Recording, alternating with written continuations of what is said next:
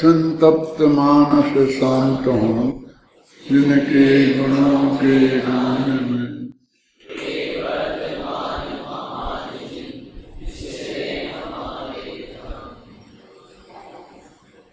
कल आपसे कहा था कि इसको आप पढ़ के आना, और आप लोग पढ़ के आए होंगे ऐसा मैं मान लेता हूँ।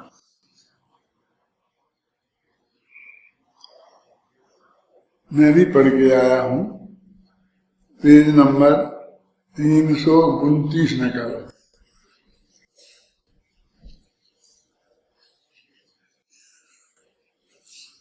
जहाँ से भी ये आरंभ किया था अपन ने, उसमें अपन ने आचार्य कुंड की गाथा, अमृतचंद्र की टीका, जयसेन की टीका, वृंदावन दास जी के छंद, देवीदास जी के छंद और पूज्य गुरुदेव श्री क्या प्रवचन, इतनी चीजों का मंथन करने के उपरांत अपन ने कुछ निष्कर्ष निकाले हैं। और वो निष्कर्षों तो सबसे नीचे की पंक्ति में देखो, पढ़ो।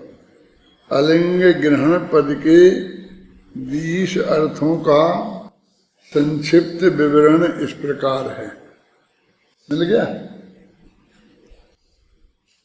मतलब इतनी चीजों का पीछे अपन ने अध्ययन करके और कम से कम शब्दों में, सरल से सरल भाषा में और व्यवस्थित, जो भाषा अमृतचंद्र वगैरह की है वो एड़ी टेढ़ी ज्यादा है ना, तो फिर उसका पूरी तरह से ख्याल में नहीं आता है भाव। तो उसे सीधी भाषा में करके ये 4-5 पेज लिखे हैं। तो यह अभी पहला एक में 2-2, 3-3 लाइनों में पूरा सब लिखा है। यह भगवान आत्मा अतीन्द्रिय ज्ञानमय है, इस अर्थ की प्राप्ति कराने वाले प्रथम बोल में उसमें लिखा था ना, इससे इस अर्थ की प्राप्ति होती है। तो ये इस अर्थ की प्राप्ति कराने वाले प्रथम बोल में क्या भगवान आत्मा अतीन्द्रिय ज्ञान में है, लगा ना, इंद्रियों के माध्यम से नहीं जानता है, इसलिए ये निष्कर्ष निकला कि भगवान आत्मा अतीन्द्रिय ज्ञानमय है। यह भगवान आत्मा अतीन्द्रिय ज्ञानमय है, ये निष्कर्ष जिसका निकाला है उस पहले बोल में लिंग शब्द का अर्थ इंद्रिय, ग्रहण शब्द का अर्थ जानना किया गया है। माने एक एक शब्द का अर्थ बताया और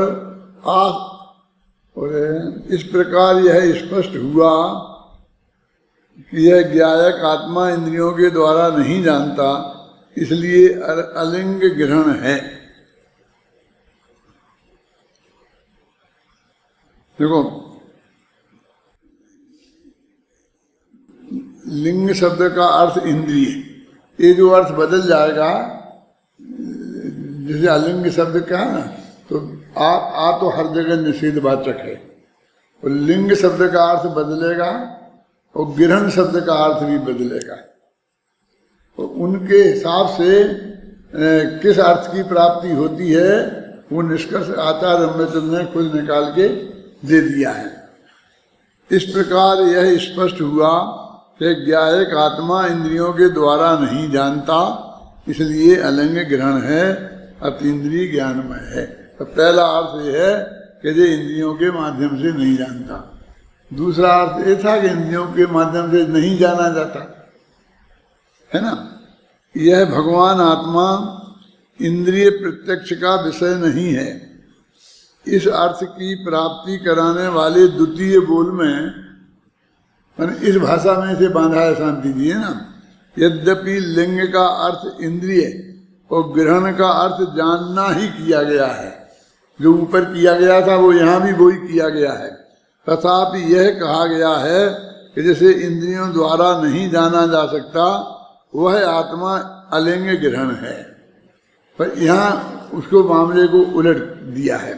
इस प्रकार दोनों अर्थों में लिंग शब्द का अर्थ इंद्रियां और ग्रहण शब्द का अर्थ जानना, और आ का अर्थ नहीं किया गया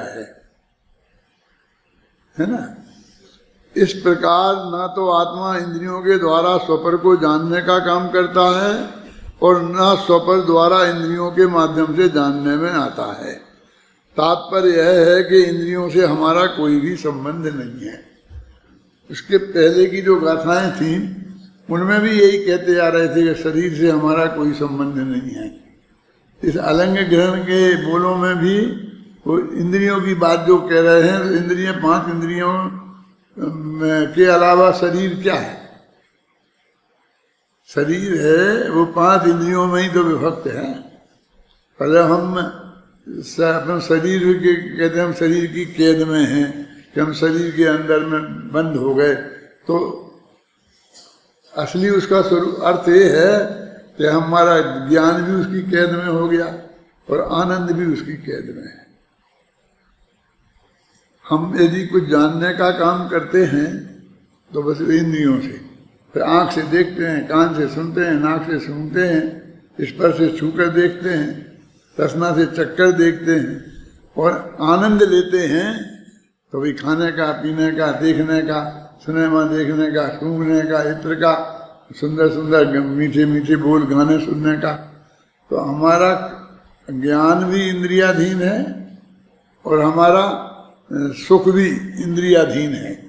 अब यहाँ ये दोनों बोलों में अलिंग ग्रहण पद का वो अर्थ ये करते हैं कि ना हमारा ज्ञान इंद्रियाधीन है, ना हमारा सुख इंद्रियाधीन है। वो कहते हैं इंद्रियों के माध्यम से ना आत्मा जानने में आता है और ना आत्मा जानता है। और अब इसमें दो हो गए ना, इंद्रियों के माध्यम से जानने में नहीं आता और ना जानता है, फिर एक एक के दो और हो गए। क्योंकि इंद्रियों के माध्यम से ना स्वयं को जानता है, न स्वयं पर को जानता है, और इंद्रियों के माध्यम से न पर के द्वारा स्वयं जाना जाता है, न पर के द्वारा पर को जानता है। तो 4 हो गए ना। इससे इतना सिद्ध हो गया कि इंद्रियों से इसका कोई संबंध नहीं है। तो प्रकारांतर से यही अर्थ हुआ कि इसका शरीर से कोई संबंध नहीं है। माने हमारा ज्ञान और आनंद दोनों इंद्रियों के अधीन नहीं है। हमारी समझ में ये आना चाहिए। हमारी समझ में ये बात नहीं आएगी तो इंद्रियों की अधीनता हमसे नहीं छूटेगी। तो हमारे मन के द्वारा ग्रहण की हुई है ना। हम जब पहले यही मान लें कि हमारा तो भाई एक घूंट पानी भी हमें मिलता है तो आपकी कृपा से मिलता है, एक और यदि खाने को मिलता है तो आपकी कृपा से मिलता है। यदि हमारे चित्त में बहुत गहराई से ये बात जमी रहे तो हमारी गुलामी चित्त में से निकल ही नहीं सकती है। हम विद्रोह की बात सोच ही नहीं सकते हैं कि हमारा जीवन ही इनके आधार पर है, नहीं तो हमारा जीवन ही रहना संभव नहीं है ना। तो ऐसे हमारा इंद्रियों की हमारी गुलामी हो गई है। तो वे कहते हैं भैया तुम्हारी दोनों चीज़ें, ना तुम्हारे को जानने का काम इंद्रियों से होना है और ना तुम इंद्रियों के द्वारा जाने जाओगे। ना तुम इंद्रियों से जानोगे, ना तुम्हें कोई इंद्रियों से जानोगे, न तुम दूसरों को इंद्रियों से जानोगे, न दूसरे तुम्हें इंद्रियों से जानेंगे। तात्पर्य यह है कि इंद्रियों से हमारा कोई भी संबंध नहीं है, क्योंकि ना तो आत्मा उनसे जानता है और ना उनसे जाना जाता है। आखिर इंद्रियां देह का ही तो अंग है। आत्मा देह से भिन्न नहीं है। अभी हम पढ़ते जाएंगे आगे और पूरा पढ़ेंगे 36 पेज तक, लेकिन अभी इसी विषय को अपन प्रकारांतर से कई दफे बोल चुके हैं। ऐसा नहीं है कि अभी पहली दफे ही बोला है, लेकिन वो बार बार फिर आ जाता है ना। तो वो इसलिए आ जाता है कि एक दफे अपना कुंद की गाथा पढ़ेंगे तो उसमें आएगा, फिर एक अमृतचंद की टीका पढ़ेंगे तो फिर उसमें आएगा, फिर एक दफे अपन जयसेन की पढ़ेंगे तो उसमें आएगा, फिर एक दफे अपन देवीदास को पढ़ेंगे तो उसमें आएगा, फिर एक दफे वो पढ़ेंगे वृंदावन लाल को और फिर गुरुदेव को पढ़ेंगे। तो इतनी दफे तो आना ही है। तो इन सब की स्टडी करके मैंने देखा इसमें गहराई से कि मैंने उस वक्त बहुत मेहनत की होगी और उसे बिल्कुल बांध दिया। यदि हम वो कुछ नहीं पढ़ें और इतने हिस्से को पढ़ लें तो हम उसका पूरे अर्थ को अच्छी तरह से समझ सकते हैं। पूज्य गुरुदेव श्री के प्रवचन में भी मैंने इस तरह की स्थिति करी कि वो आप भी सुनते होंगे कि कम से कम 3 दफे तो एक वाक्य को वे बोलते ही बोलते हैं। तो 3 दफे नहीं, कई दफे तो 30 दफे बोलते हैं। वो एक वाक्य को ले लेंगे और 1 घंटे तक उसको ही घिसते रहेंगे। तो अपन को कभी कभी अंदर से वो अटपटा लगने लगता है, लेकिन क्या है वो कि पहले तो वो उसमें पढ़ते हैं। तो अभी अपन तो स्पीकर पे सुनते हैं ना, इसमें तो अपन ने ये तो देखा नहीं कि वे पढ़ रहे हैं, तो वे उसी बात को पढ़ के फिर अपने मन से उसका अर्थ करते हैं। तो फिर वही बात रिपीट होती है, फिर थोड़ा सा समझाते हैं और फिर उसी को कि देखो इसका निष्कर्ष ये निकला, फिर बताते हैं। तो वो 3 दफे तो वैसे ही आ जाता है। और वे भी गहरा स्वाध्याय करते हैं, तो जैसे इनको पढ़ते हैं, इसको पढ़ते हैं, उसको पढ़ते हैं, सोचते रहते हैं, तो वो बार बार वो बात आती है कि हमारी मजबूती से हमारे चित्त में जम जाए। गुरुदेव श्री को ये 47 शक्तियाँ, ये बोल ऐसे याद रह गए, इतने बीच में बोलते जाते हैं वो। इसका कारण भी उनकी यही आदत है कि वो एक दफे दोहराएंगे तो 6 दफे तो बोलेंगे ही, इतने में तो याद हो जाती है। अपना जो प्रशिक्षण शिविर लगभग तुम लोगों ने सभी ने कर लिया ना, तो उसमें भी ये हम बताते हैं कि भाई आपको पाठशाला में पढ़ाना है बच्चों को, और मान लो कि साल भर में 3 भाग पढ़ाना है। कई छोटे बच्चे हों तो एक ही भाग पढ़ाएं और महीनों लगाएं उसमें, तो आपके पास ज़्यादा तो सब्जेक्ट है ही नहीं। तो आप 4 दिन में एक पाठ पढ़ाएं तो 4 ही परिभाषाओं में उसमें मुश्किल से हैं। तो रोजीना आपको एक ही परिभाषा पढ़ानी है ना, तो उसे यदि आप 1 घंटे तक रिपीट करते रहेंगे तो वो बच्चों को याद हो जाएगी, आपको भी याद हो जाएगी। फिर दोबारा आपको किताब भी नहीं देखनी पड़ेगी। एक दफे पहली दफे ये मेहनत करनी पड़ेगी, फिर दोबारा आपको किताब भी नहीं देखनी पड़ेगी। अब उसकी तरकीब है कि कैसे एकदम वैसे ही के वैसे रिपीट करते रहेंगे तो बच्चों को भी अटपटा लगेगा। तो एक दफे आप उसे पढ़िए, फिर बच्चे से कहिए तुम पढ़िए, फिर कहें इसने सही पढ़ा, इससे पूछिए, फिर ये बताए तो कहेगा इसने ये गलती की तो तुम सही पढ़ सकते हो तो तुम बताओ। ऐसे तरकीब से पूरी क्लास में बराबर 5-7 दफे पढ़वा दो। हमको पढ़वाना है 5-7 दफे, लेकिन उसे ये नहीं लगे कि 5-7 दफे पढ़वा रहे हैं। अलग अलग से हम पूछ रहे हैं ना। अब एक नियम है कि जब हम किसी से कोई प्रश्न करेंगे और वो उसका उत्तर सही दे देगा तो फिर हम दोबारा आगे नहीं रिपीट कर सकते। तो जब हमें रिपीट करने की आवश्यकता समझती है तो हम तो इतना तो जानते ही हैं ना कि ये विद्यार्थी होशियार है और ये कमजोर है, तो उस कमजोर विद्यार्थी से पूछो तो वो उत्तर सही नहीं दे पाएगा, फिर तो तुमको दोबारा बोलने का बहाना मिलेगा कि कुछ नहीं आया समझ में, अब ध्यान से सुनो, ये है, फिर आप बोलो। माने आप अपनी भाषा से उसको नहीं बताओगे हम जो बार बार बोल रहे हैं इसका क्या औचित्य है, बल्कि उसको ही समझ में आए कि 2-3 से पूछा कोई नहीं बता पाया तो फिर तो वे पढ़ाएंगे ही, कल भी पढ़ाएंगे यही बात कि कल तो पढ़ा दिया था और आज फिर क्यों पढ़ा रहे, तो तभी पढ़ाएंगे ना कि जब वो कोई नहीं बोल पाएगा। अब आप समझ लो कि मैंने बहुत पढ़ा दिया, अब मुझे आगे बढ़ना चाहिए, मैं इसी पाठ को कब तक लगा रहूँगा, तो फिर उस होशियार विद्यार्थी से पूछो तो वो बताएगा धड़ाधड़ सही, फिर दूसरे होशियार विद्यार्थी से पूछो तो 2-3 बताएंगे धड़ाधड़, तो आ गया सबकी समझ में, चलो आगे। क्या? अब ये तो आपको ट्रेनिंग में समझा, मुझे पता नहीं है। जब से मैंने क्लास छोड़ी है, वो मेरे जो उत्तराधिकारी पढ़ाते हैं उन लोगों ने ये बात तुमको बताई कि नहीं बताई है? ये बात तुमको न बताई कि नहीं बताई? तो गुरुदेव श्री का भी यही था, वो ऐसा बुद्धि पूर्वक ट्रेनिंग उन्होंने नहीं ली हो कहीं, लेकिन बुद्धि तो काम करती है ना। तो बराबर किसी न किसी तरीके से लगातार इतने दिनों तक ये करते रहे, इतना वातावरण बन गया। उसका कारण ये है। कल मैं तुम्हारी गोष्ठी सुन रहा था पूरी, और वो जो अध्यापकों के कमेंट्स थे अध्यक्ष के और उसके, वो भी मैंने सुने थे। तो बहुत अच्छा बोला था तुम लोगों ने। तो ये भी यहाँ कैसे हुआ है, इस पर भी मैंने विचार किया। ये भी निरंतर हम किसी ना किसी बहाने उसको रिपीट करते रहते हैं।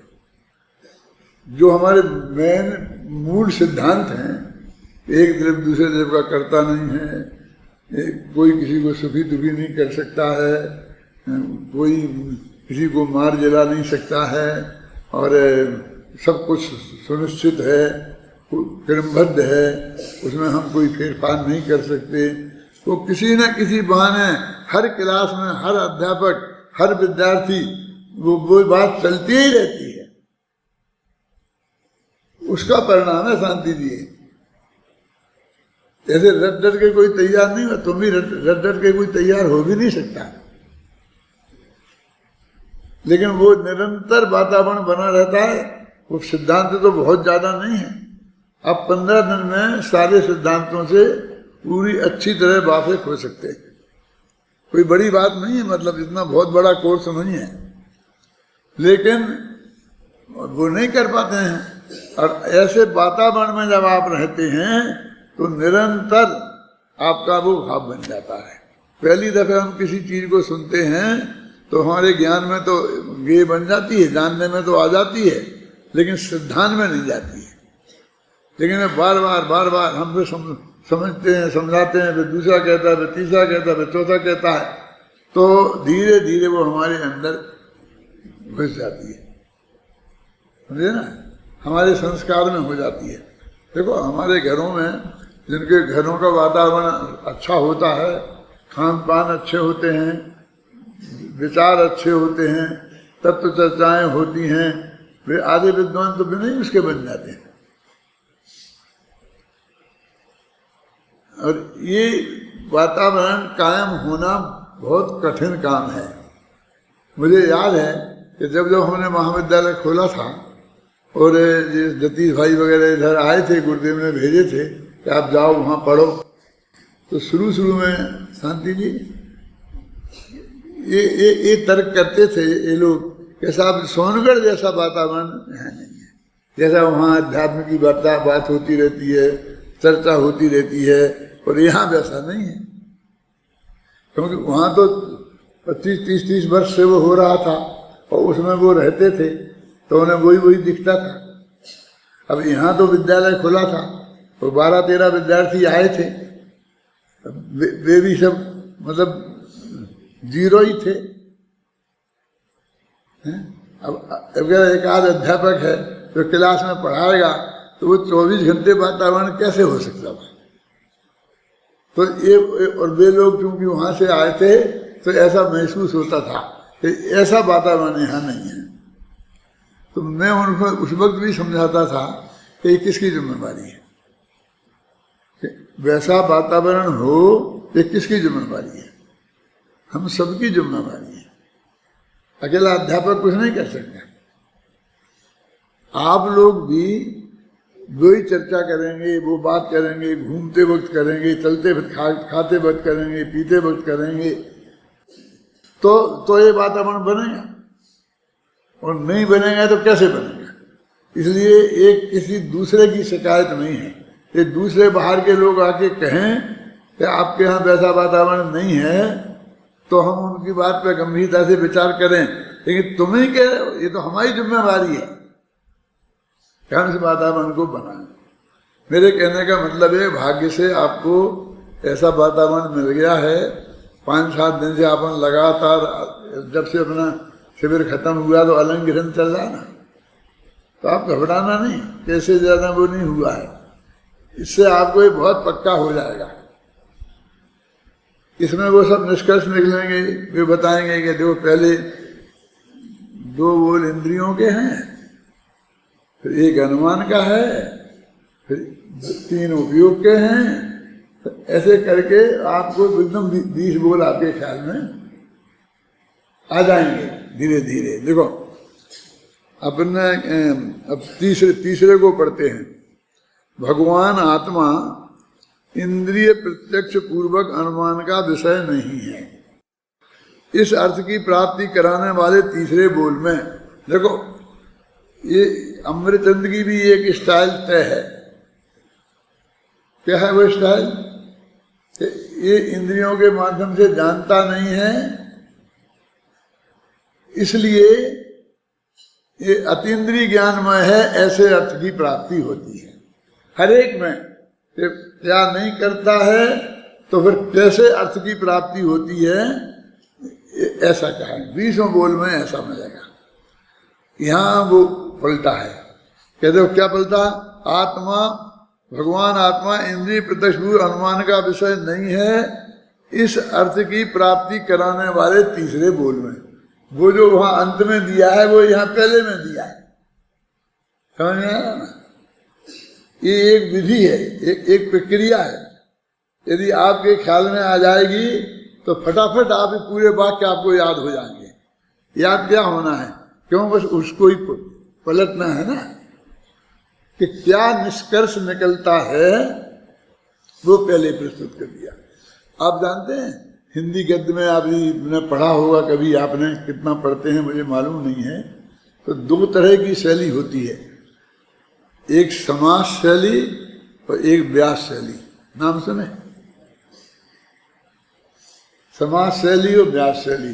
तो क्या है समास शैली, क्या है व्यास शैली? क्या कोई बात हमें समझानी है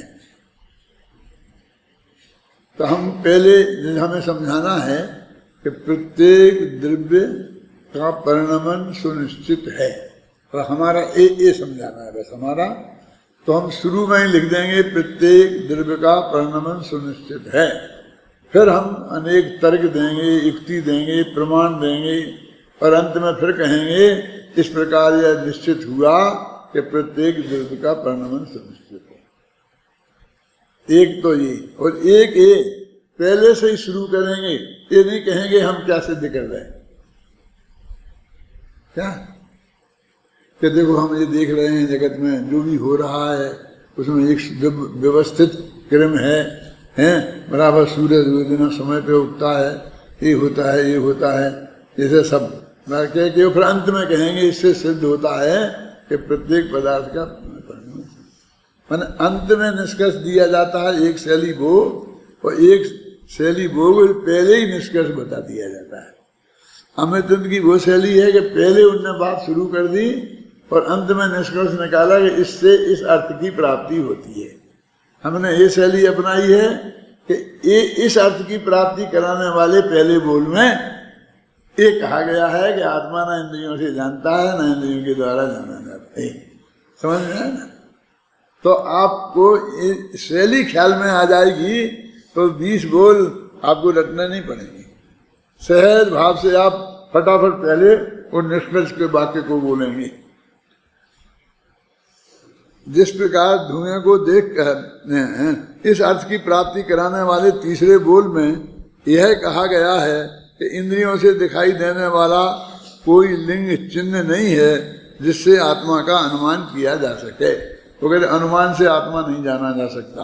बोल तो ये है, तो लेकिन अनुमान तो काय पर होता है? हेतु होना चाहिए ना। लिंग माने हेतु, चिन्ह। कोई ऐसी चीज होनी चाहिए जिससे हम अनुमान करें। हमने पर्वत के ऊपर धुआं देखा तो धुआं हमारा लिंग हुआ, चिन्ह हुआ, और उससे हमने अग्नि का अनुमान किया। तो वो धुआं हमने आंख से देखा। तो कहते हमें आत्मा को देखना है तो कोई ऐसा चिन्ह नहीं है आत्मा का कि जिसे हम आंख से देख लें, ख्याल में है ना, और फिर उससे हम अनुमान कर लें कि आत्मा ये आत्मा है, तो नहीं है। इसलिए सिद्ध हुआ कि इंद्रियों से दिखाई देने वाले चिन्ह के द्वारा आत्मा दिखाई दे, ऐसा आत्मा नहीं है। तो इससे क्या सिद्ध होता है कि आत्मा प्रत्यक्ष ज्ञान का ही विषय है ना। जिस प्रकार धुआं को देखकर अग्नि का अनुमान किया जाता है, अग्नि के अनुमान को ज्ञान से जाना जाता है, उस प्रकार का ऐसा कोई इंद्रिय गम्य लिंग नहीं है जिससे अनुमान द्वारा आत्मा को जाना जा सके। आ गया ना। अभी देखो ये लिखा ना, धुएं का उदाहरण दिया। अभी हम ऐसा भी कर सकते हैं, पहले हम धुएं का उदाहरण दें और फिर बाद में कहें ऐसे ही आत्मा का चिन्ह नहीं। यहाँ पहले आत्मा की बात बता दी और फिर उदाहरण बाद में दिया। ख्याल में है ना, कुछ शैली हमारे ख्याल में आना चाहिए। हैं? देखो फिर प्रथम दो बोल में ये बीच बीच में ये निष्कर्ष के वाक्य निकालते गए हैं शांति जी। इससे आपको बहुत सरलता मिलेगी इसका अर्थ समझने में और याद करने में। देखो प्रथम दो बोल इंद्रियों संबंधी थे और तीसरा बोल इंद्रिय और अनुमान का मिश्रित रूप है ना। इंद्रियों से दिखाई दे ऐसा हेतु माने चिन्ह लेंगे, और ऐसा कोई हेतु नहीं है कि जिससे हम आत्मा को जाने। अब है ना, यह आत्मा मात्र अनुमान से ही ज्ञात करने योग्य नहीं है, क्योंकि प्रत्यक्षादि प्रमाणों से भी जाना जाता है।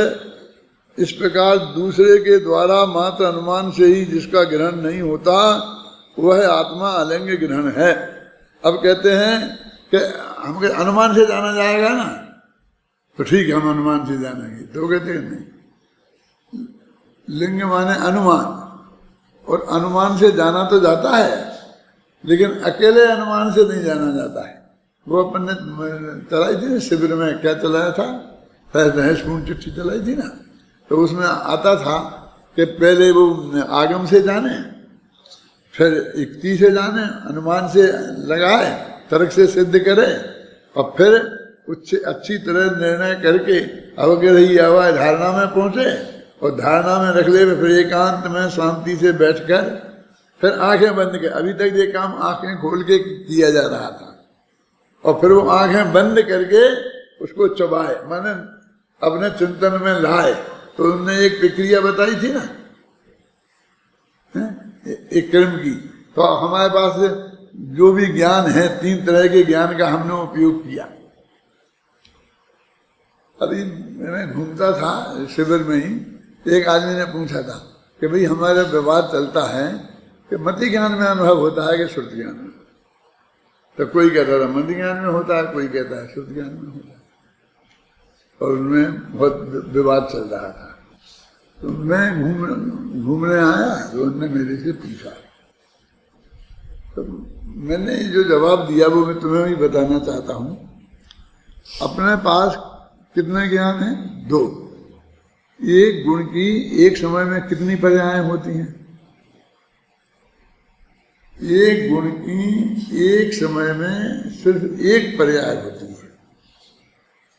तो ज्ञान गुण की जो भी क्षयो समरूप दशा है वो हमारी एक पर्याय है।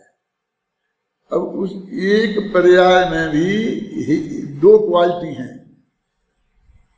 अथवा नहीं, माने उसमें मनन करके जानने की क्वालिटी भी है और चिंतन करके पढ़ करके जानने की भी क्वालिटी है।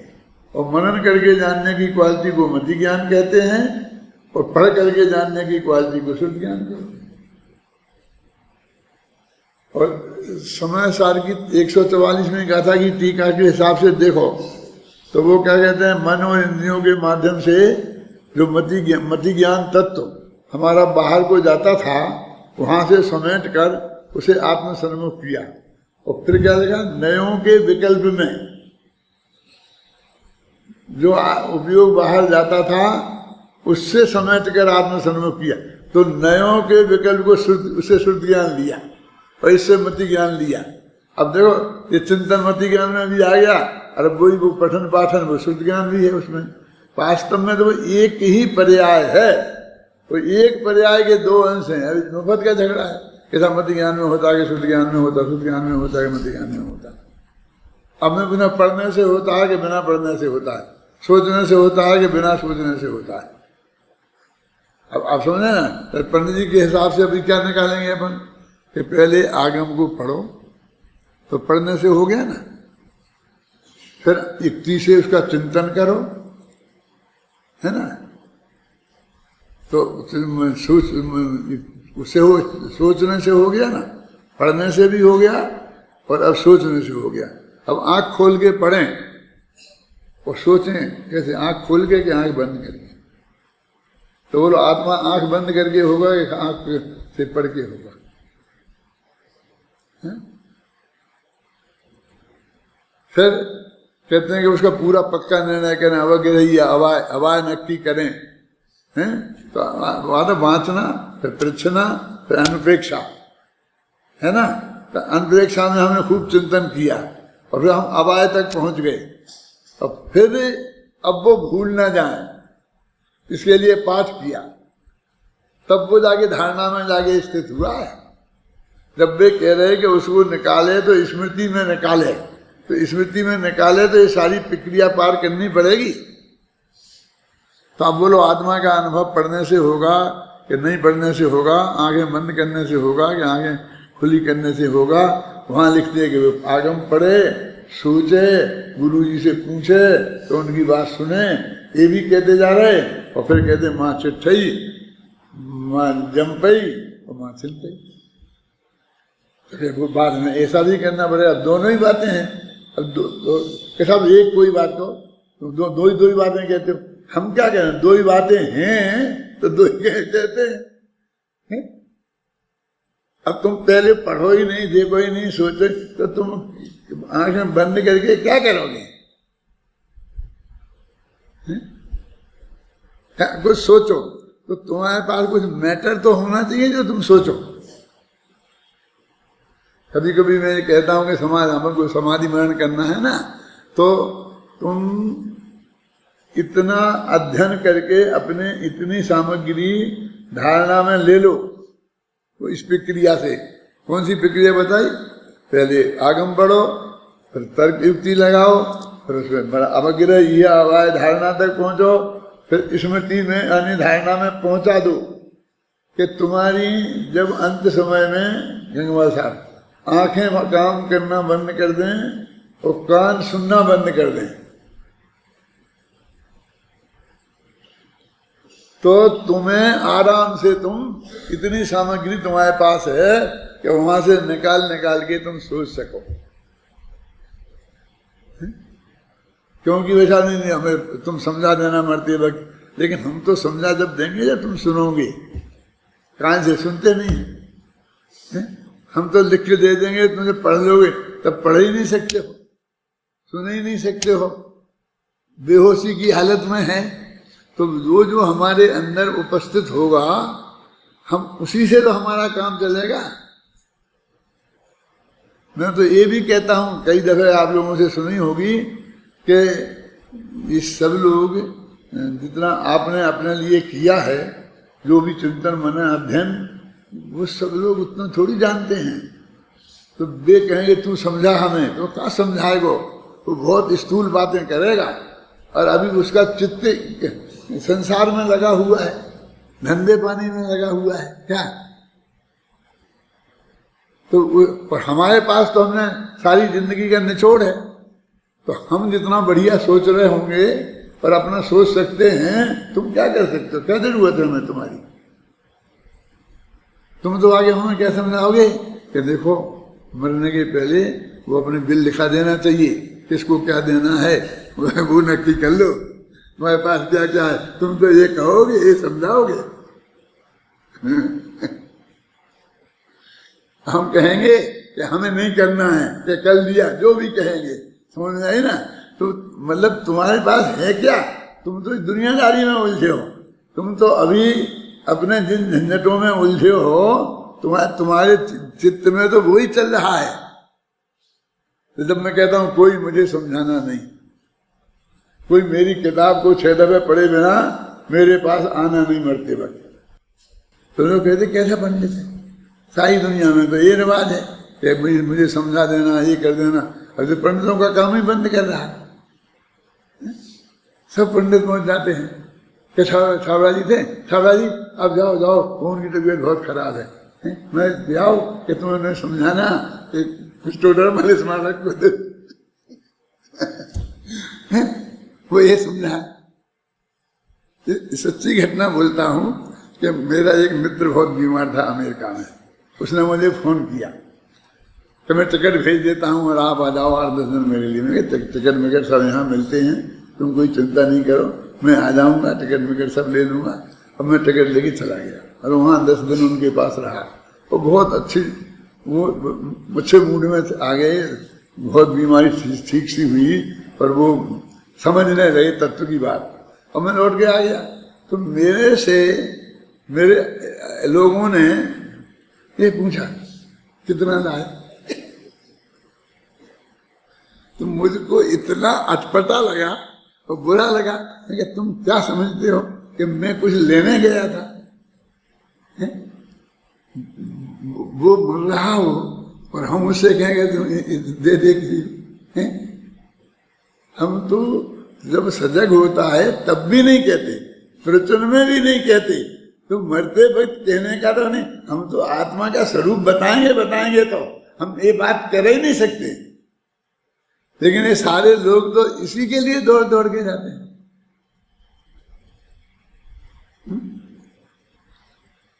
पंडित जाएंगे तो इसके लिए जाएंगे, साधु महाराज जाएंगे तो इसके लिए जाएंगे, और घर वाले जाएंगे तो इसके लिए जाएंगे। मेरे लिए क्या, मेरे लिए क्या, मेरे लिए क्या।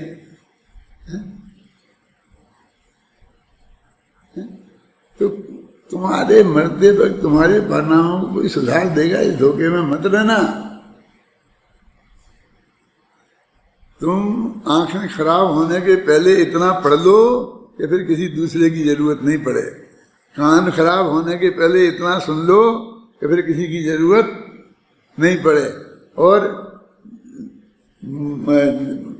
अस्वस्थ होने के पहले इतना सोच लो कि फिर सोचने की जरूरत नहीं पड़े। क्या कह रहे हैं हम तो सोचेंगे, हमारे जो पड़ा सोच करके निर्णय पहुंच गए ना। अब सोचना क्या है? अब मैं तो त्रिकाली जो भगवान आत्मा उस निर्णय पे हम पहुंच गए। तो उस अंत में क्या लिखा था? अपना जो प्रवचन खत्म हुआ ना शिविर में, तो उसमें अंत में क्या निर्णय आया था? मैंने अंत में ऐसा कह के बताया था, मैं ये बताऊंगा परिणामों को मनन कैसे करना, परिणाम याद है कहा था ना। तो उसमें ये कि अब सिर्फ जानो, वो विचार भी मत करो, माने विकल्प भी नहीं होना चाहिए। अब प्योर जानना होना चाहिए, जानना बकदम। तो अच्छा ठीक है, अब हम तुम्हें नहीं समझाएंगे तो तुम क्या सोचोगे? कि हम सोचेंगे ही नहीं। क्या समझना है ना? पढ़ने का, पूछने का, सोचने का सब काम निबट गया। अब तो हम एक सुनिश्चित निर्णय पर पहुंच गए। अब वो निर्णय हमारे ज्ञान में है, अब हमारा अपने ज्ञान को उसमें स्थिर करेंगे। शांति जी कुछ नया लगता है ना? है तो सब पुरानी बातें उसमें ही लिखी थी मैंने, उसमें भी कही हैं, लेकिन हमारे उपयोग में नहीं, वहां नहीं पहुंचता है। हम तो समझते हैं कि हमें कुछ सुनना चाहिए। क्या तो भैया तुम सुना दे मरते वक्त हमें, क्या तुम हमें पढ़ा दे, क्या सुना दे, क्या समझा दे। हम तो यही हमारी समझ में आते और इससे धर्म हो जाएगा। और ये कहानी किससे हमने पढ़ रखे हैं कि कुत्ते को नवोकामन सुना दिया था जीवेंद्र स्वामी ने, तो वो स्वर्ग चला गया था। फलाने को ये हो गया था, फलाने को ये हो गया था, फलाने को ये हो गया था। ऐसे लोग पूछते अच्छा तो फिर वो जीवेंद्र स्वामी ने नवोकामन सुनाया था तो उससे स्वर्ग नहीं गया? कि वो स्वर्ग तो गया, और जीवेंद्र स्वामी ने सुनाया था, ये बात भी सच्ची है। लेकिन अब मैं एक बात पूछता हूँ, मैं ये नहीं कहना चाहता हूँ कि उससे नहीं गया, मैं ये पूछना चाहता हूं कि यदि वो जीवनधर स्वामी नहीं आते वहां और नहीं सुनाते, सुनना, तो वो मर के कहां जाता है? बात बताओ, सोचो।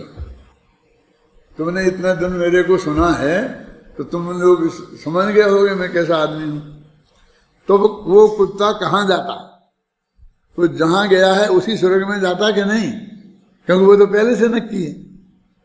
3 भक्त तो दिख जाते हैं ना।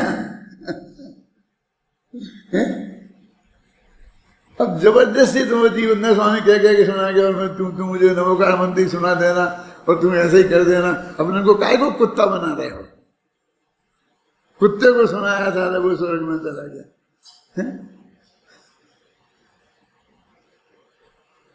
अरे तुम दूसरों के भरोसे ही स्वर्ग में जाओगे तो अपना भरोसे नहीं जा सकते हो। तुम अभी से निर्णय कर लो ना। क्यों संजय, नहीं हो सकता है ये काम?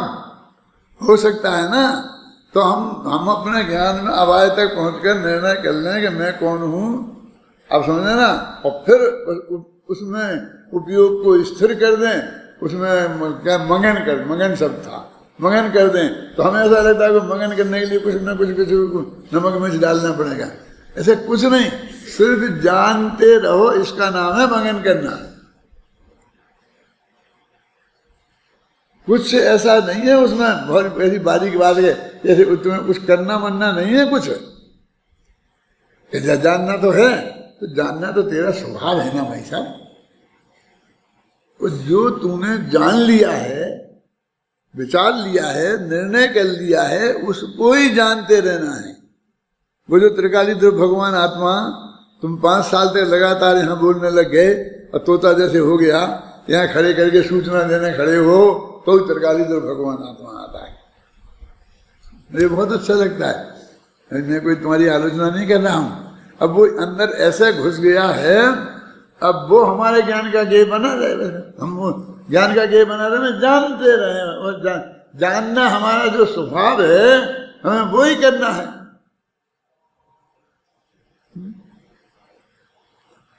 तुम कोई डॉक्टर, तुम्हें बहुत बड़ी बीमारी हो और बहुत बड़ा इलाज हो, तो इलाज करने के बाद में तुम पूछो कि साहब डॉक्टर साहब कौन सी दवाइयाँ लेना है, क्या परहेज करना है, क्या खाना पीना है, आप समझे ना, आप हमको बता दें, पर हम वैसा ही पालन करेंगे।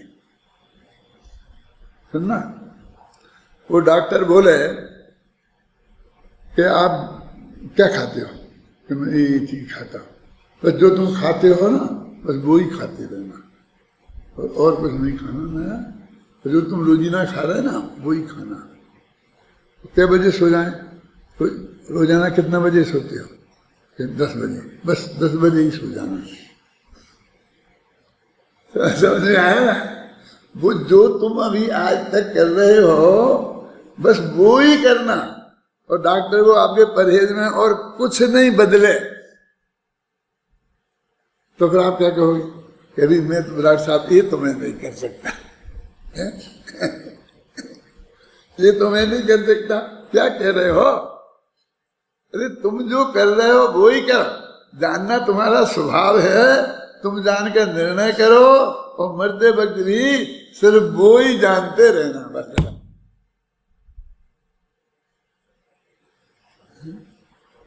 और कुछ जानने में आज तेरे से कहा ना कुछ नहीं करना है, तू जानता है, तू जानता रहे, आदान तो आदान देना, क्योंकि उसे हम नहीं आने दें जो और चीज जानने में आए, और फिर हम जो कोई अलग चीज जानने की कोशिश करेंगे ना, तो एक जगह से उपयोग हटा के दूसरी जगह ले जाएंगे ना, तो वो एक काम हो गया नया, और वो होना नहीं है।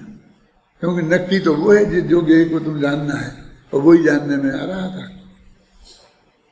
तो समझने शांति जी क्या कह रहा हूँ? कभी कभी मुझे शक हो जाता है कि मैं जो कह रहा हूँ वो बात पहुंच रही कि नहीं पहुंच रही है। तुम ये कहते हो कि मैं तो कोशिश करके ठीक करूंगा अपने जानने को, अच्छी चीज जानूंगा बुरी, तो बस तो ही तुमने रास्ता बिगाड़ दिया। हम तो ये कह रहे कि तुम्हारे जो जानने में आए बस वो ही जानते रहेंगे। बस जानते रहो, ये कह रहे हैं। किसको जानते रहो, हमने कहा गई। तो हम पर से हटा के आत्मा को जानते रहे, ये नहीं है।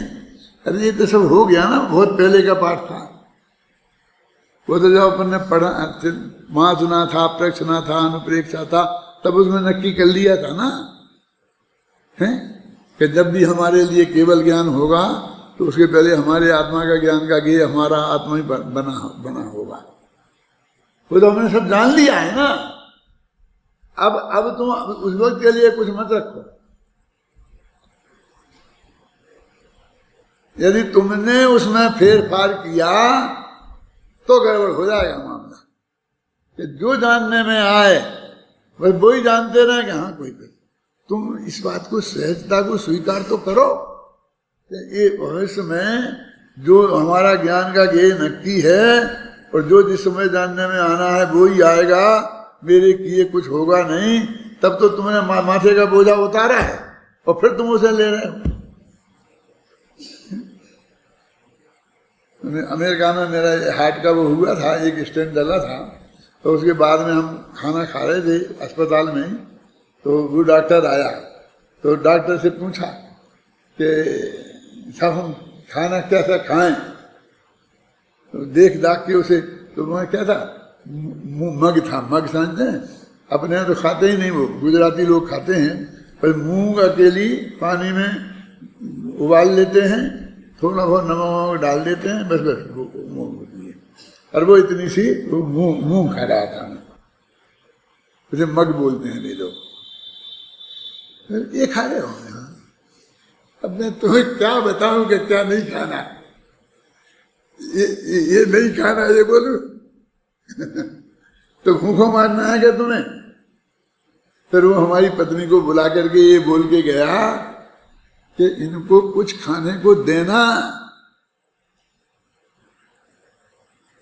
क्या दें? तो जो सबको मना करता था वो डॉक्टर, वो ही कह गया थोड़ा नमकीन देना, थोड़ा ये देना है। क्या तो डॉक्टर तो घी तेल मना करते हैं, जैसे मना करते, अरे कुछ तो खाएंगे, तुम्हें क्या मना करें? भगवान कहते हैं तुम्हारा गेय नक्की है और उसमें कोई नुकसान नहीं है। हमने इतना समझाया कि कुछ भी तुम्हारे ज्ञान का गेय बनेगा तो भी तुम नरक नहीं जाने वाले हो, समझे ना। नवोकार मंत्र नहीं सुनोगे तो भी तुम्हारा स्वर्ग पक्का है।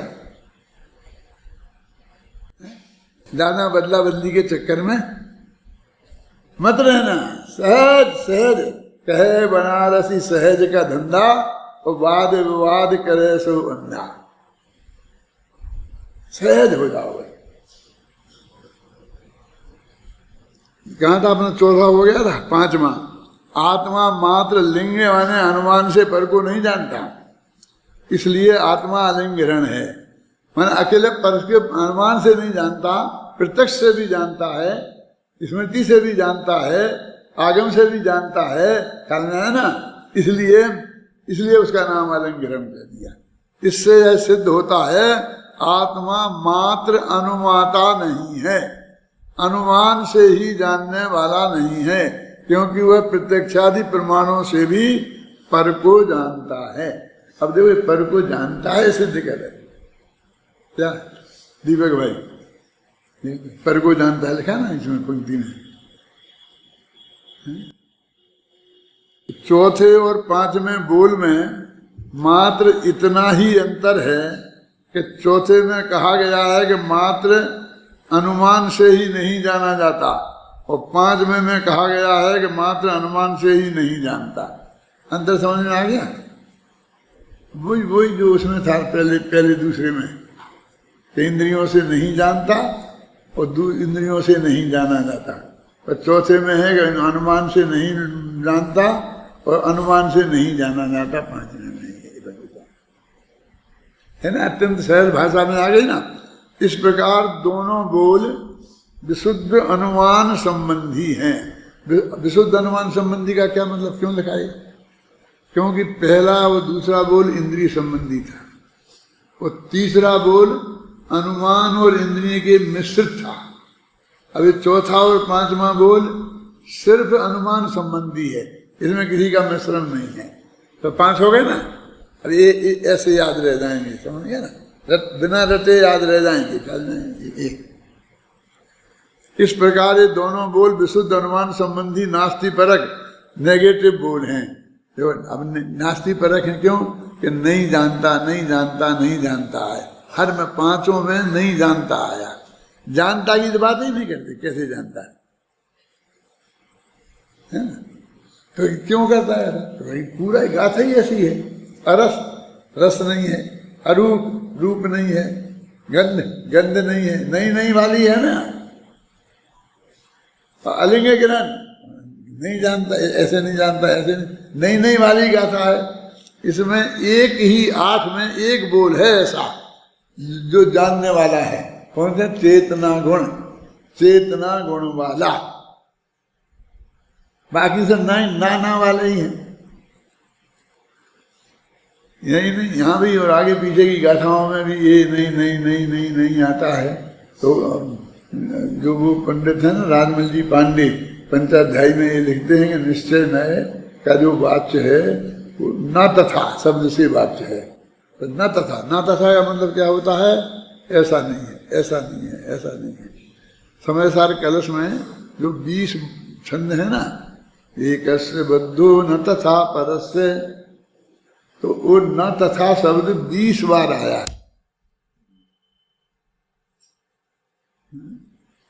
न तथा।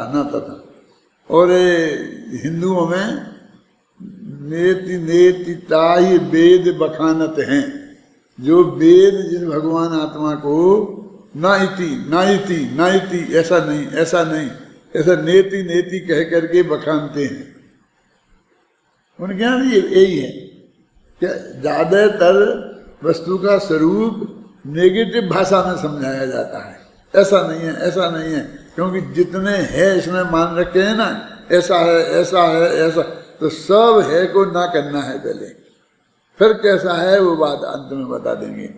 इस प्रकार ये दोनों बोल विशुद्ध अनुमान संबंधी नास्ति परक नेगेटिव बोल हैं, क्योंकि अब तक के सभी बोलों में यही बताया गया है कि आत्मा किस प्रकार नहीं जानता और किस प्रकार नहीं जाना जाता। किस प्रकार नहीं जानता और किस प्रकार नहीं जाना जाता, अब तक यही बात की है। इस प्रकार अब तक के सभी 5 बोल नास्ति परक नकारात्मक बोल हैं। आत्मा प्रत्यक्ष ज्ञाता है, इस अर्थ की प्राप्ति कराने वाले। देखो वो स्टाइल आ गई है।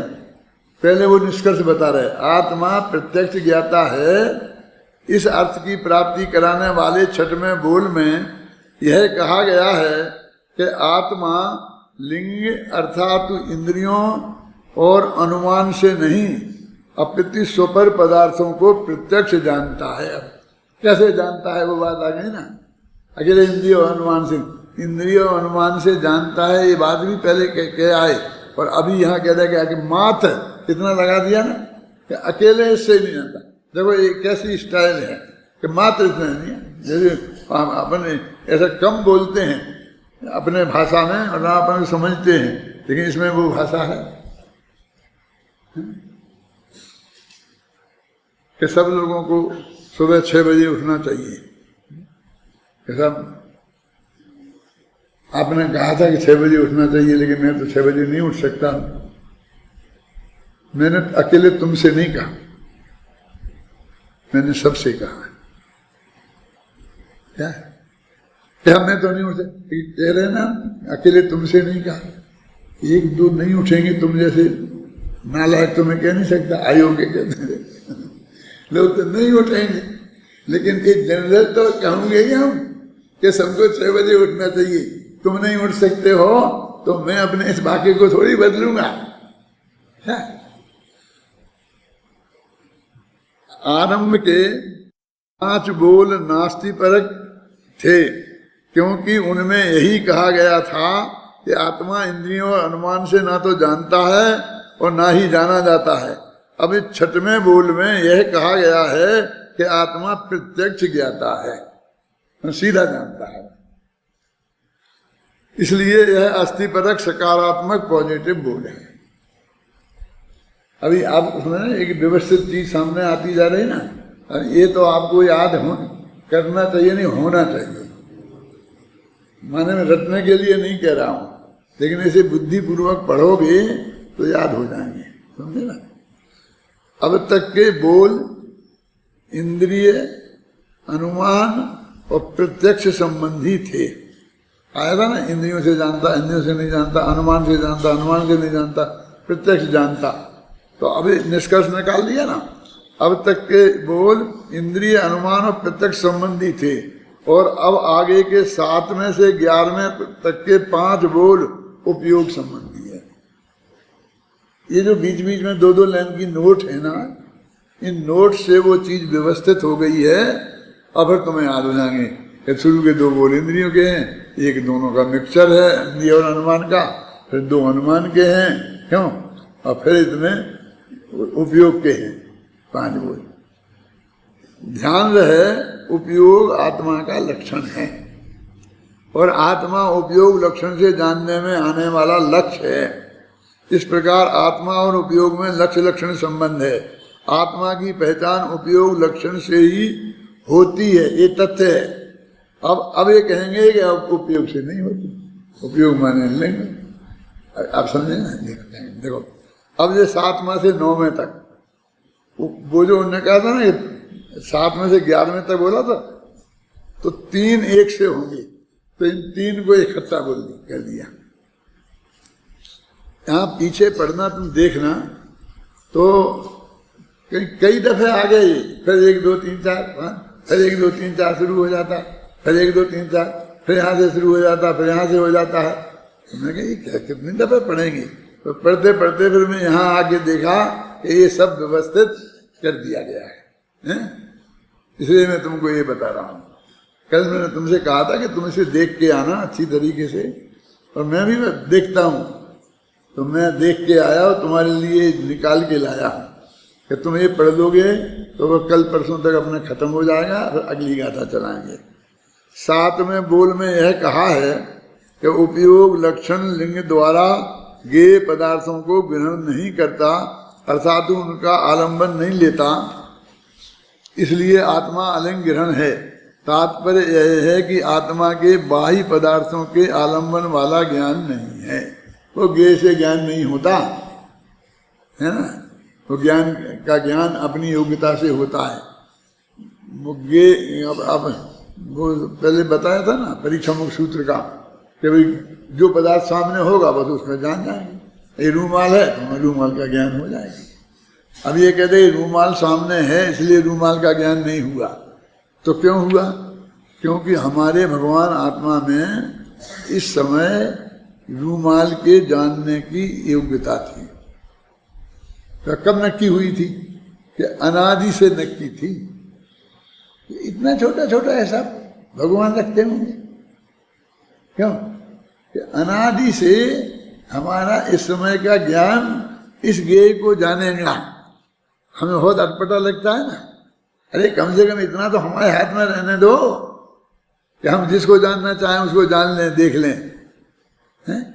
लेकिन हमारे ज्ञान का ज्ञेय तुम ही बनो, इसके लिए भी हम बाध्य हैं। तो इसको इसमें अनंत पराधीनता दिखती है ना। और आचार्य कहते हैं कि तेरे को सारा फ्री कर दिया है, कि तुझे इतना तक नहीं करना है।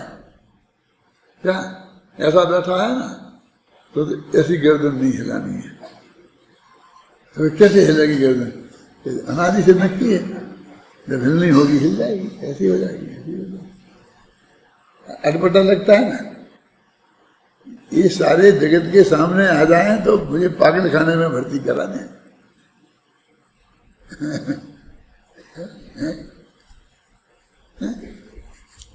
लेकिन आप सोचो सर्वज्ञ का क्या मतलब? हम सर्वज्ञ शब्द का अर्थ ही नहीं समझते हैं, और आगम में कितनी कितनी जगह कहाँ कहाँ भरा पड़ा है और हमें नहीं दिखता, हम क्या करें बोलो?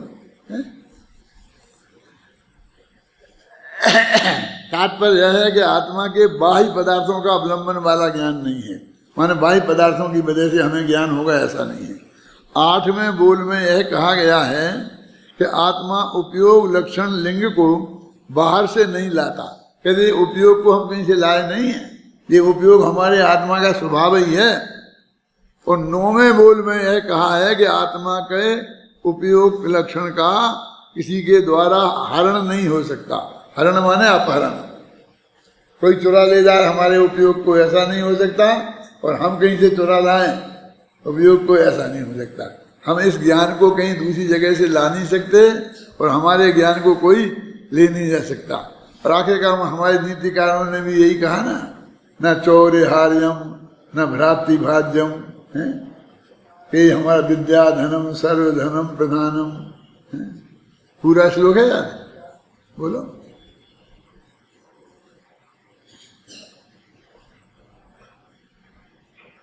हाँ बोलो, सुनना ध्यान से। हाँ, ना चौर्यहारम ना राज्यहारम ना भ्रातृभाज्यम ना चाभारकारी वे कृति वर्धति नित्यम विद्या धनम सर्वधनम प्रधानम। हम ज्ञान की महिमा ऐसे ही करके तो गाते रहे नीति शास्त्र में कि इसको कोई चोरी नहीं ले जा सकता।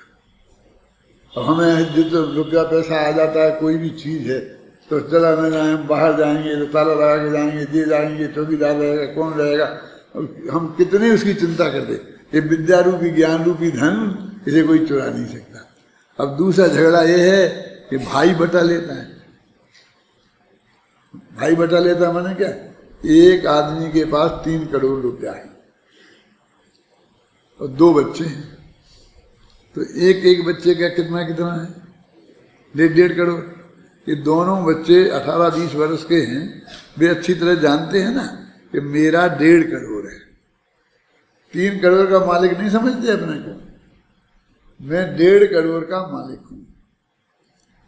फिर माँ के बाल बच्चा होना था, अस्पताल से खबर आई कि लड़का हुआ है, तो उसी वक्त उन दोनों भाइयों पे 50-50 लाख का धाड़ा पड़ गया। 1 सेकंड में सबकी समझ में आ जाता है ना कि अब मैं 1 लाख का मालिक हूँ।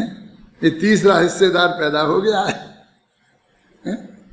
चाहे वो 1 दिन का हो, लेकिन अब 1 करोड़ तो उसका है ना। तो भ्रातृभाज्यम, तो कि तुमने जो ज्ञान अर्जित किया है वो भाई भी बटा नहीं पाएगा तुम्हारा। चोर हरण नहीं कर पाएंगे, ना भाई बटा पाएंगे, और ना गवर्नमेंट टैक्स लगा पाएगी। क्या, न राजहार्यम, न राज्य से भी कोई छीन नहीं सकता है, न राजहार्यम न चौर्यहार्यम न भातृभाज्यम, और न भारकारी। कभी बहुत हो गया, अब इतना हमसे तो नहीं ढोया जाता। ज्ञान का वजन नहीं बढ़ता है क्या। नेहरू जी ने जेल से इंदिरा गांधी को एक चिट्ठी लिखी थी। वो चिट्ठी पहले 10वीं के क्लास की इंग्लिश के कोर्स में थी। उसका हेडिंग ऐसा था, letter to Indira on her birthday. Indira को पत्र लिखा नेहरू जी ने उनके जन्म दिवस पर। तो उसमें क्या लिखा था, जेल में थे, 5-6 बरस से वहाँ थे। और तो उसमें पहले लिखा कि देखो तुम्हारे जन्मदिन के लिए मेरे पास देने के लिए कुछ नहीं है, मैं जो तुम्हें भेज सकता हूँ ऐसा मेरे पास कुछ नहीं है। हाँ, मेरे पास कुछ अच्छी शिक्षाएं हैं जो मैं तुमको भेज सकता हूँ, लेकिन तुम ये मत समझना कि मेरे को ज्ञान का अजीर्ण हो गया है। बहुत मानने की बात है जो मैं बताने जा रहा हूँ, समझे ना। क्योंकि हिंदुस्तान में एक चीनी यात्री आया था, कोई हांग सांग क्या था, वो नाम था ऐसा। तो वो अपने पेट पर एक तांबे का पत्र बांधे रहता था और माथे पर एक लाइट जला करके रखता था और सारा हिंदुस्तान घूमता था। फिर चीनी यात्री की चर्चा बहुत आती है कि चीनी यात्री विश्व में घूमते थे और दुनिया कहाँ कैसी है उसका फिर वे इतिहास लिखते थे, सब जगह परिचय। तो उससे लोग पूछते थे कि तुम पेट पर कोपर क्यों बांधे हो और माथे पर लाइट क्यों लगाए हो?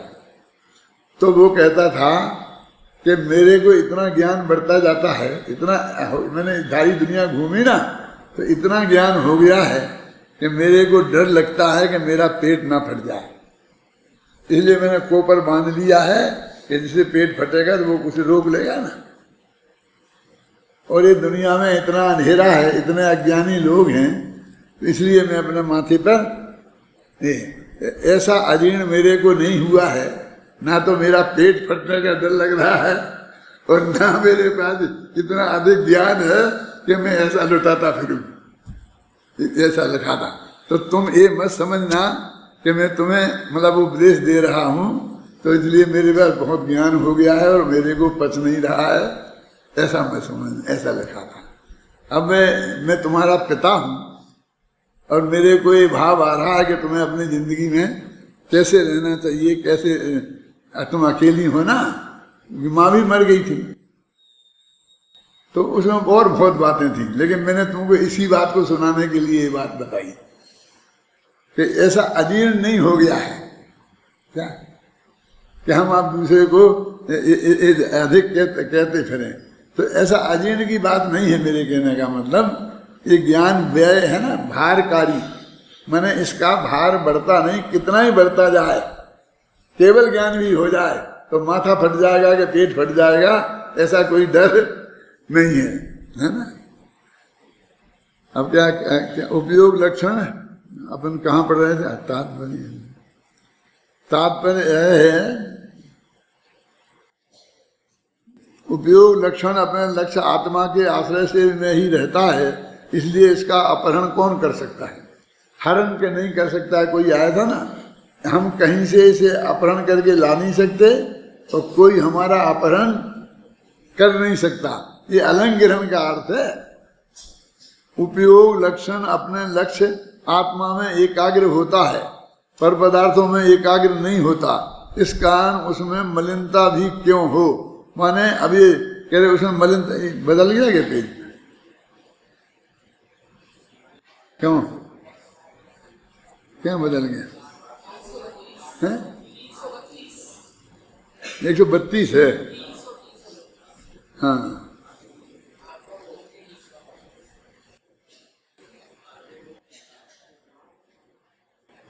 देखो 8वें बोल में यह कहा गया है कि आत्मा उपयोग लक्षण लिंग को बाहर से नहीं लाता, और 9वें बोल में यह कहा है कि आत्मा के उपयोग को लिंग का कोई हरण नहीं कर सकता। हो गया।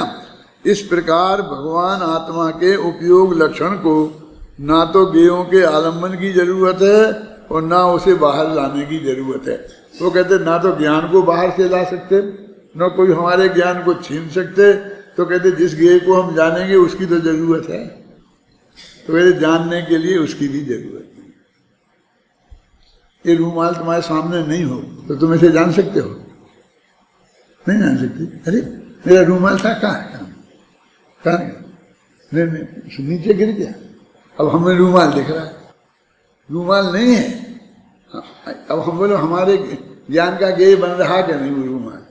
आप कह रहे कि हमने बहुत खोजा लेकिन हमें तो रूमाल मिला नहीं, तो ज्ञान का गेय कहाँ बना? दिखाई नहीं, दिख नहीं रहा है, लेकिन ज्ञान का गेय बन रहा है। हम खोज क्या रहे? हमारे ज्ञान में कि ऐसी चीज एक होती है जिसका नाम रूमाल है, और उसे हम खोज रहे तो हमारे ज्ञान का गेय बन रहा है ना। तो कहते हमारे ज्ञान का गेय बनने के लिए किसी गेय की आवश्यकता नहीं है ना। इस प्रकार भगवान आत्मा के उपयोग लक्षण को ना तो गेयों के अवलंबन की जरूरत है, ना उसे बाहर से लाने की जरूरत है, ना उसके अपहरण हो जाने के भय से आक्रांत होने की आवश्यकता है। भगवान आत्मा शुद्धोपयोग स्वभावी है। अब देखो देख कितने दो थे इंद्रियों संबंधी, एक था इंद्रियों और अनुमान संबंधी, फिर 2 थे अनुमान संबंधी, फिर 5 थे उपयोग संबंधी, और अब शुद्धोपयोग पे आ गए हैं। ऐसे याद रह जाएंगे, समझ गया? इस प्रकार भगवान आत्मा के उपयोग लक्षण में हो गया। भगवान आत्मा शुद्धोपयोग स्वभावी है। ये दसवां इस अर्थ के सूचक 10वें बोल में यह कहा गया है कि जिस प्रकार सूर्य में मलिनता नहीं है, उसी प्रकार भगवान आत्मा के उपयोग लक्षण में भी मलिनता नहीं है, विकार नहीं है। चंद्रमा में कलंक है, मलिनता है, पर सूर्य में कलंक नहीं है, मलिनता नहीं है। यही कारण है कि यहाँ चंद्रमा का उदाहरण न देकर सूर्य का उदाहरण दिया गया है। जैसा सूर्य में बेदाग है, ऐसे ही भगवान आत्मा का उपयोग भी बेदाग है, यानी शुद्धोपयोग है। शुद्धोपयोग बेदाग होता है, इसलिए। अब आत्मा 11वां, आत्मा द्रव्य कर्म से असंयुक्त है। ऐसे भाव को व्यक्त करने वाले 11वें बोल में अब अलिंग ग्रहण में द्रव्य कर्म से रहित ऐसा अर्थ निकाल रहा है ना। ऐसे भाव को व्यक्त करने वाले 11वें बोल में कहा गया है कि जिसके उपयोग लक्षण माने लिंग द्वारा पौद्गलिक कर्मों का ग्रहण नहीं है, बंध नहीं है, वह आत्मा अलंग ग्रहण है। माने उपयोग से, वो शुद्धोपयोग था ना, उससे बंध नहीं होता। बस इतना बात अलिंग ग्रहण में से ये अर्थ निकाला कि भाई हमें आत्मा से है, हम जानेंगे, पर को जानेंगे तो बंद हो जाएगा, ऐसा हो जाएगा। वो कहते हैं कि नहीं, जानने से बंद होता ही नहीं है। यहाँ तो ऐसा लिखा शास्त्री में तो कि नहीं जानने से भी बंद नहीं होता है। कोई कार्य का याद है? मुझे अभी अभी याद आ रही थी, हैं?